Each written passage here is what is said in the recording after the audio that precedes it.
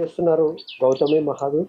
Hi friends, మేము చింత చిగురు కోస్తున్నాం. చింత చిగురు ఈ సీజన్ లోనే దొరుకుతది కాబట్టి తినాలి. చింత చిగురు వచ్చేది ఆ సీజన్ లో తింటే మా జెండు గార్డెన్ లో తెంపుకుంటున్నాం. చెప్పి చింత చిగురు వచ్చింది. మా జెండు గార్డెన్ ఇది మా జెండు గార్డెన్.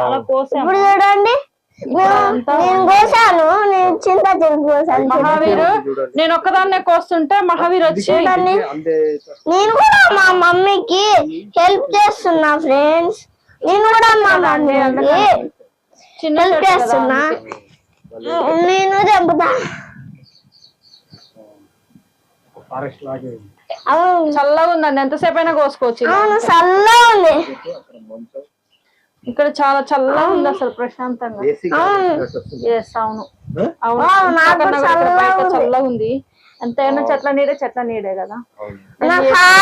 కూలర్ లో వచ్చిన నేచర్ ఇచ్చింది ఆస్వాదం. హాయిగా ఉంది నాకు. అవునా మహావీర్? హాయిగా ఉంది. హాయిగా ఉందా?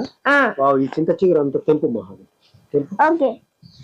నేచర్ నుంచి వచ్చేది ప్రతిది కూడా స్వచ్ఛంగానే ఉంటది, కానీ మనం దాన్ని ఆస్వాదించే రోజులన్నీ వెళ్ళిపోయినాయి. ఇప్పుడు మనం ఆస్వాదించే రోజులు మనం ఎట్లా ఉంటే అట్లనే ఉంటది నేచర్. మనం మంచిగా ప్రేమతత్వంతో ఉంటే అది అందరికి తెలుసు, కానీ ఇప్పుడు అంత టైమ్స్ లేక వాళ్ళకి టైం కూడా లేదు. కనిపించేదంతా ద్వేషంతో నిండిపోయి మనకి మొత్తం కూడా అనారోగ్యం.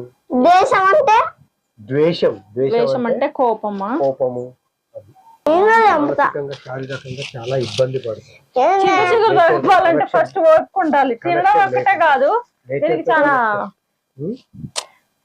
తినడం ఎంత ఈజీయో తెంపడం కష్టమే. ప్రతిదీ కష్టమే.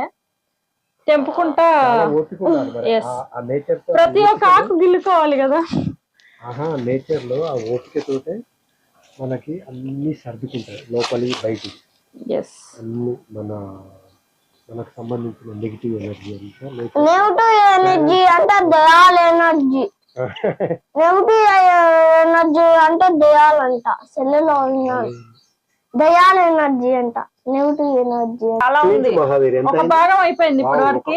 1:30 అయింది. 1:30 నాకు